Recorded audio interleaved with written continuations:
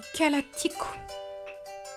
Ikala kely mo amiko no tantely fi sy mamiko.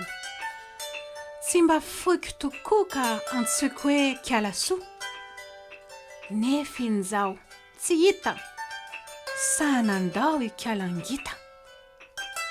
Lavitra ilay malala, tsy izy va no kiala-dala. Atsoatsy izy indray no kiala ratsy mpanafay. Fanangita sady petaka, tsy hita kiala ketaka. Dizy ange no kiala tiako e, na mahabe ny fahoriako. Toetra Raja.